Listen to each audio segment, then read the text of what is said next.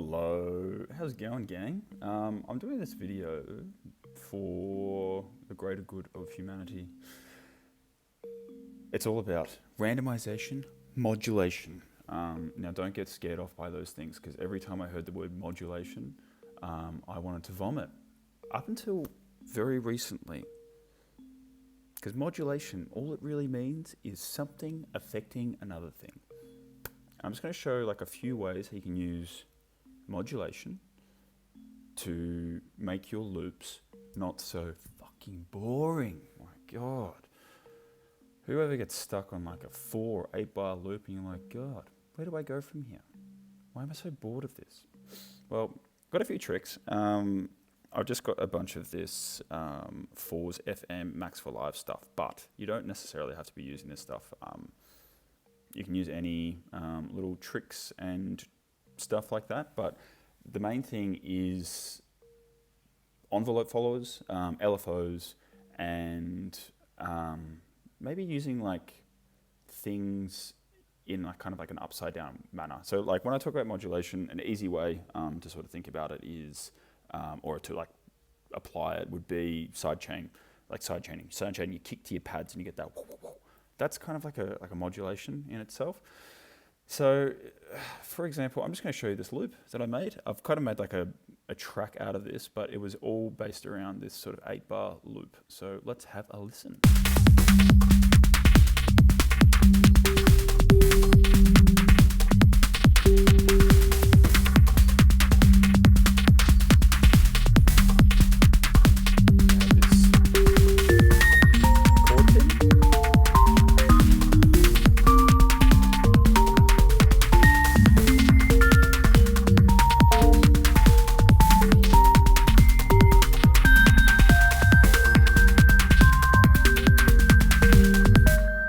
Idea.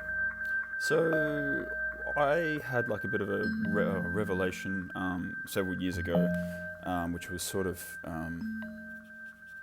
induced, so to speak, when I put up my video about no instructions, how I made no instructions. It sort of touches on that, but I had this vision of music. I'm just going to mute this because this guy just loves to harp on. So basically, I had this vision of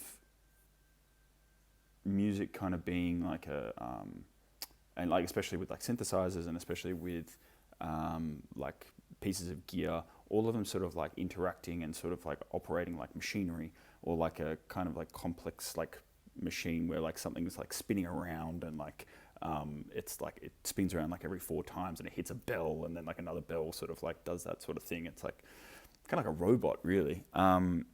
Very cool vision that I had in my head.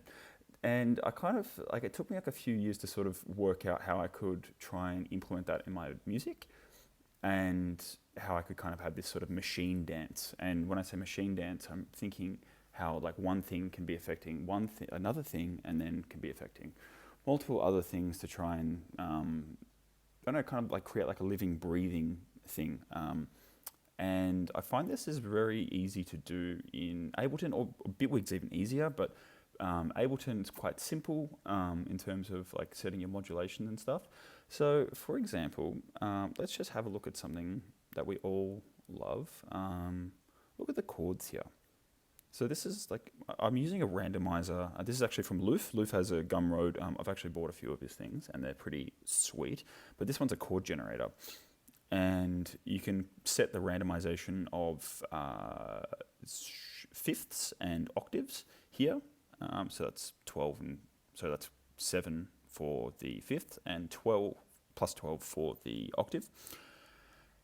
And then you can set the chord, like what kind of chord you want, if you want minor, major, and if you want the key, you know, you can shift all the other notes around it as well. And you can just generate ideas. So initially I just had this.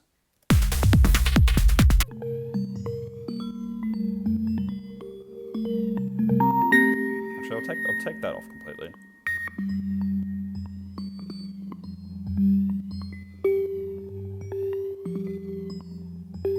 And this is what the MIDI looks like. There's really not much going on here. So the bottom ones down here, they're all at full chance. I think they're at or most of them are at 100% chance. And then I've got these other ones up here, which are at like 50% chance, or maybe even like 20% chance. So they're just like triggering. And I found randomization kind of difficult to do because you can very easily just get a fucking random garbage mess. But if you're using just like fifths and you're using octaves to sort of dance around and sort of do this randomization jumping, it can actually elicit some kind of nice results. I saw this from a quartet video that he did with tape notes.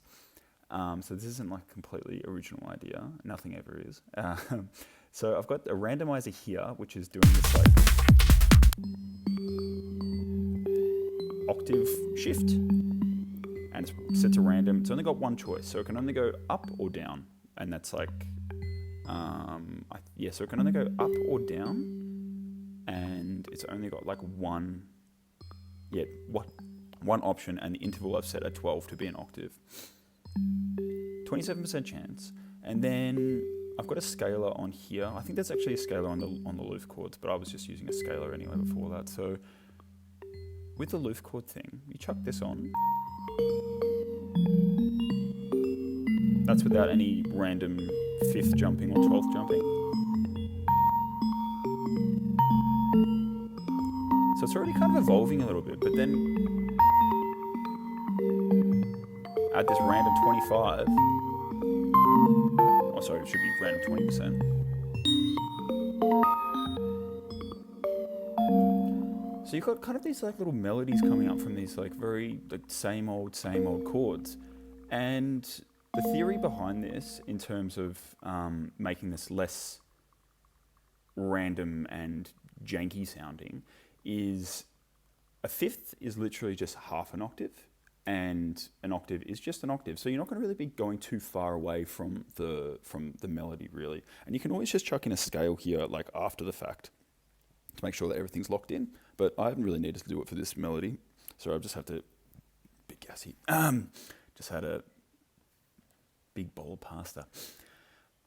So that's the chords. Now, if we move over, in terms of like atypical ways of using modulation sources. So here I've got the hi-hats. I'll actually turn off the shaper. You can sort of have a listen.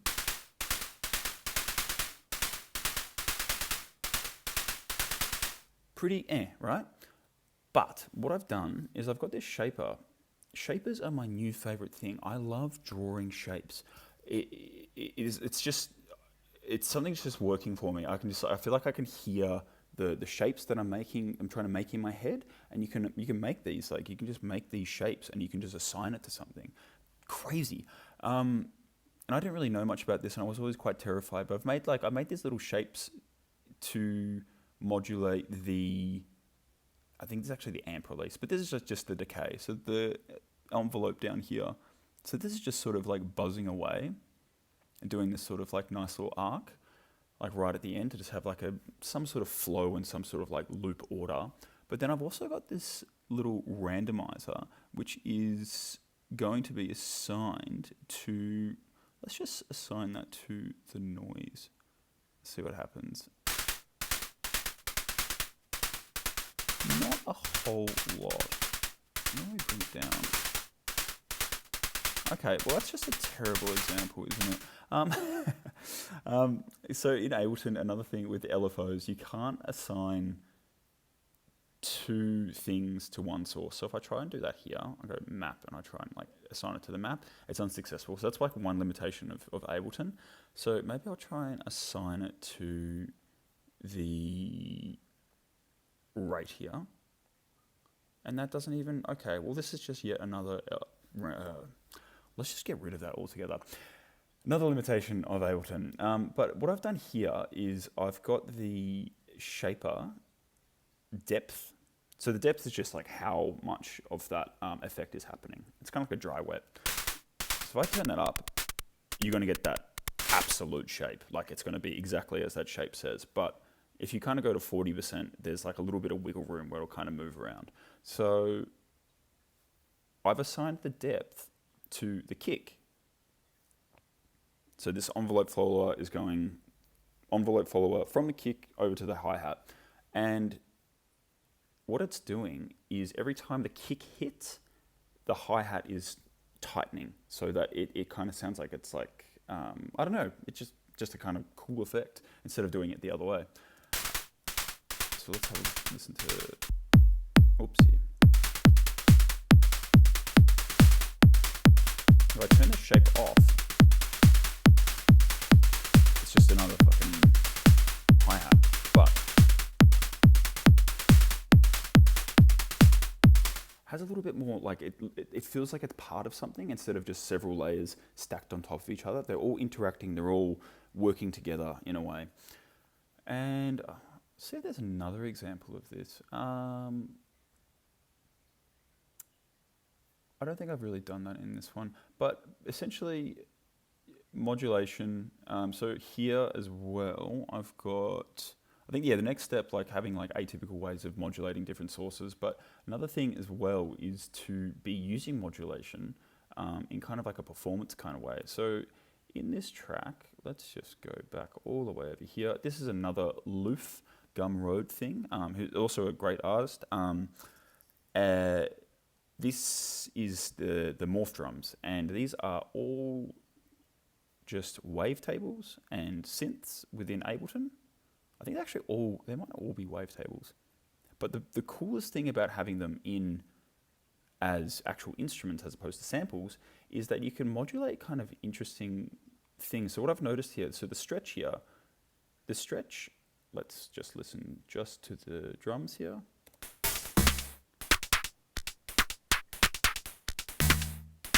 So they already sound like a little bit like IDM-y, like floating pointsy or whatever.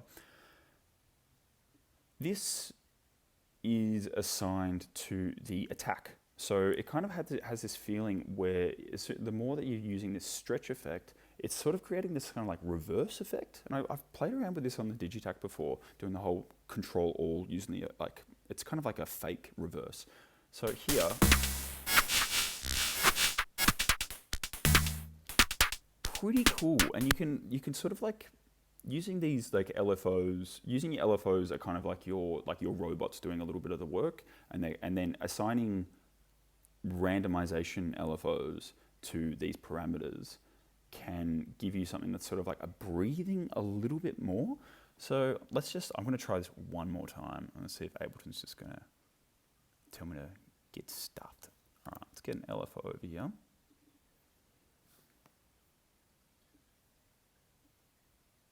And we're going to map that to stretch.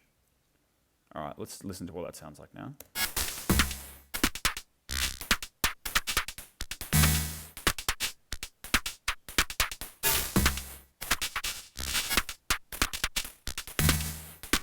So you see it's kind of like doing some random shit. Kind of, but you can even make it even more random. But the trick with all of this modulation stuff is just subtlety. If you just have something moving around at like, you can honestly have it at such like a low rate, like maybe do like 0.11.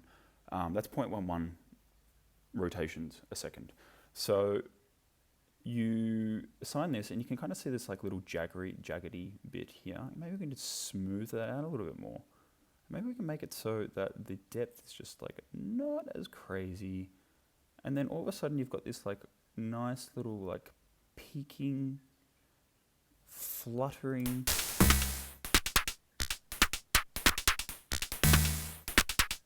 Turn that off. It's pretty flat. I mean, except for the modulation. Maybe I can turn the modulation off. Ah, perfect. Pretty straight. And then turn the LFO on. Lift this up a bit.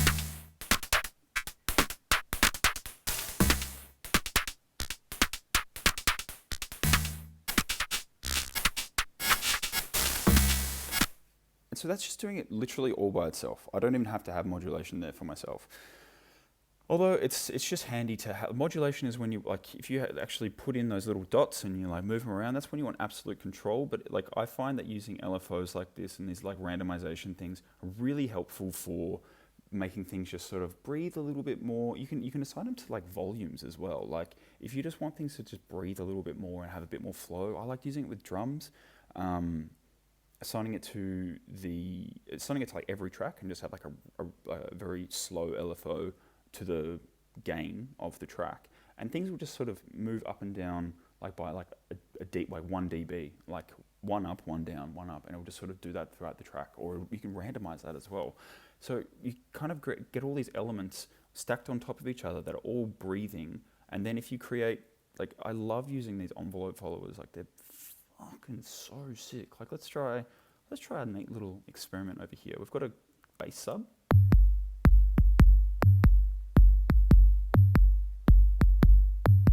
Cool. So how about we get an envelope follower?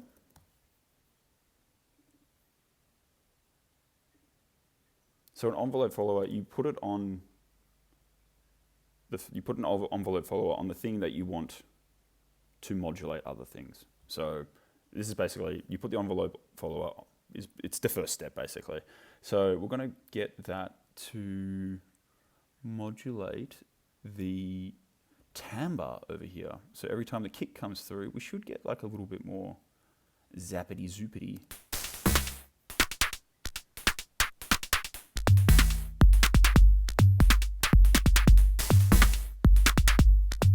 Let's just see if that's working.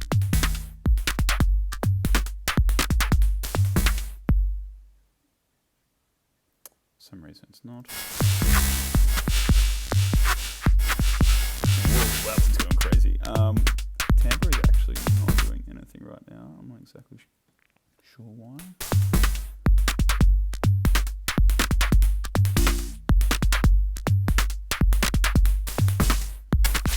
Oh, there we go.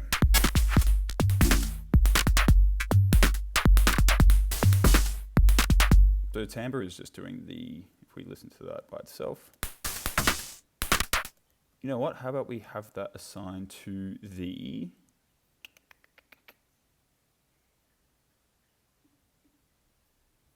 we're going to find that again. How do we assign that to the impact? So every time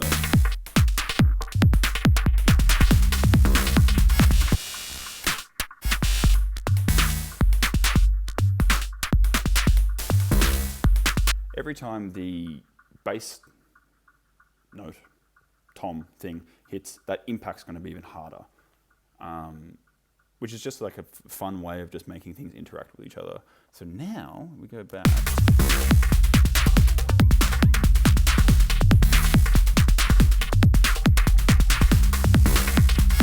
Cool, right?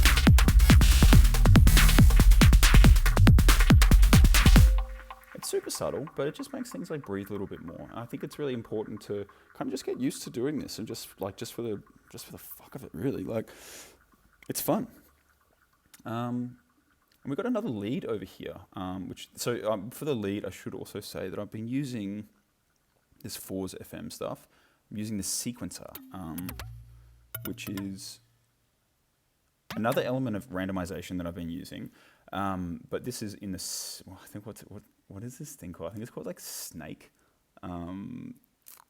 Yeah, that's a playback thing. So it kind of goes like back and forth and kind of like screws around a little bit. But because these are just like, I'm not doing like specific notes that are outside the key.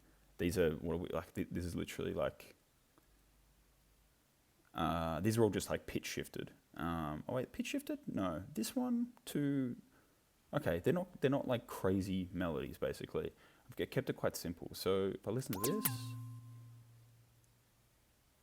and I'll come back, and then maybe we'll come back a little bit more, a little bit shy. Oh, okay, we gotta come back a little bit more. Come on. Oh, we're back in now. Cool. And then.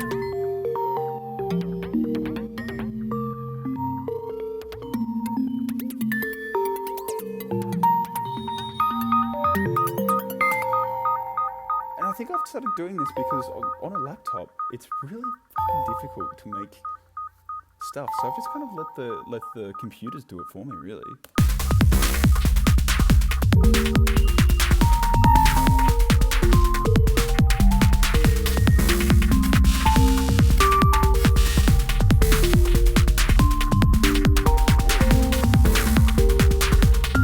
God, I feel a little this thing. What's this? Why is it so big? Oh, there we go. And then, yes, so I've got another modulation thing. The amount of times I'm gonna say modulation in this video. This has a shaper attached to the tonality thing over here. We're going to see that in the list over here. Tonality gap. So if I do that. Okay, so it's just modulating the tone of this. So this is Teller. Oh, trial mode. I have to put that one on zip.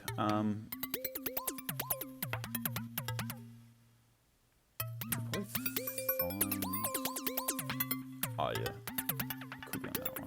Look, I still don't really know how to use this, but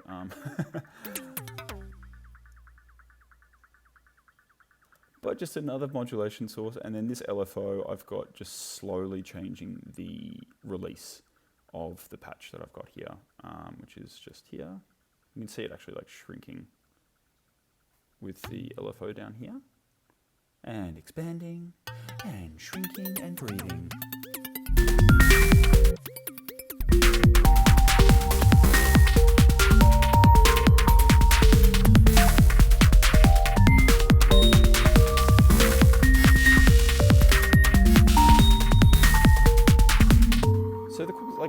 These are all cool things. What you can also do is you can get your like MIDI channels.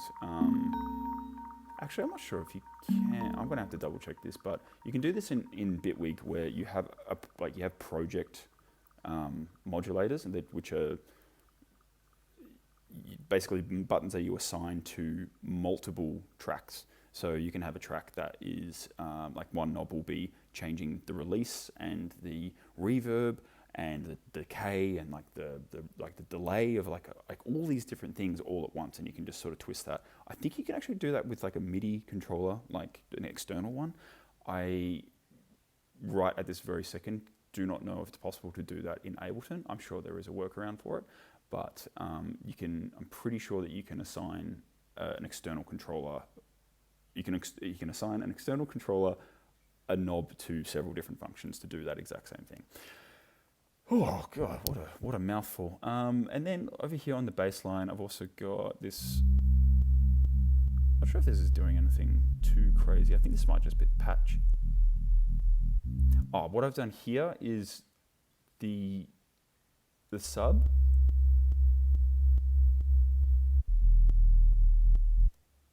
The sub before this was completely flat, so it was just literally one line. If I just, maybe I'll just delete that for like 1 second. Super boring, huh? And I also couldn't like sync up the LFO of this bass.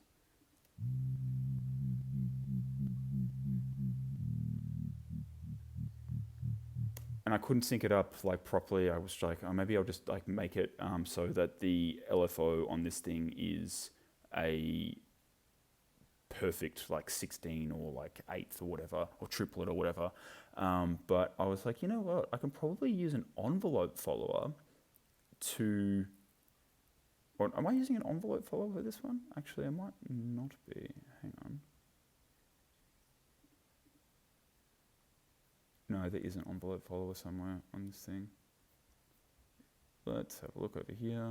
Okay. Oh, this is it. Yeah, the envelope follower over here is. Yeah, so every time this top one is doing the wubby wubbies, you can see the waveform down here.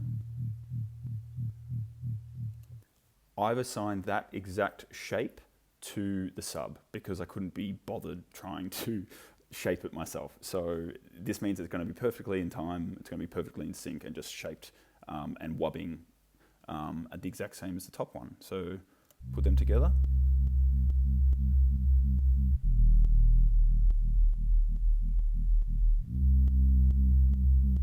It's a little bit cleaner. We have a little bit of.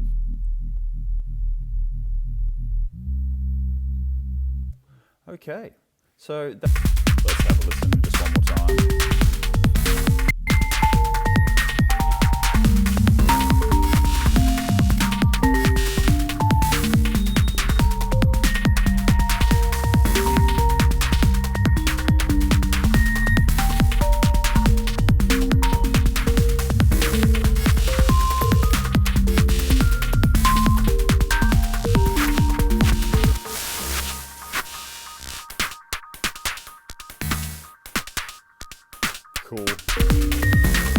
also mention I've got this cool delay on here as well, which is called returb, which is another. I've literally just been using all these Fours things. Shut up. So this is returb. Oh, it's just not doing anything right now. Maybe I'll just boost that. It's got this really nice overdrive and fade away sort of thing. I just love the tone of it, and it's super simple. You've got this little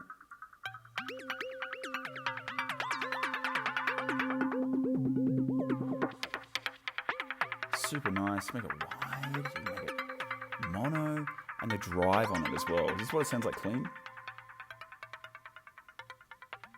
Still nice, but then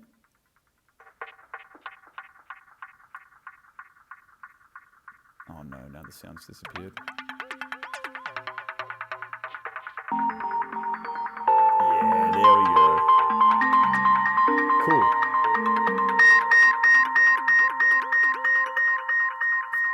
And we've also got these little, like, this one's called Jolt, which is really cool. I don't know why, I just really like the tonality of it. I've been chucking on, like, literally, not everything. Oh yeah, we've got it on here.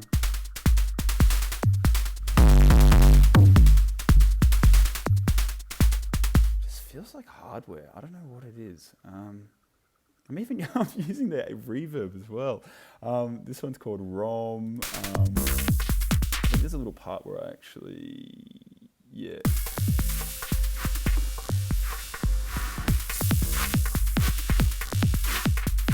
Oh yeah. Back here.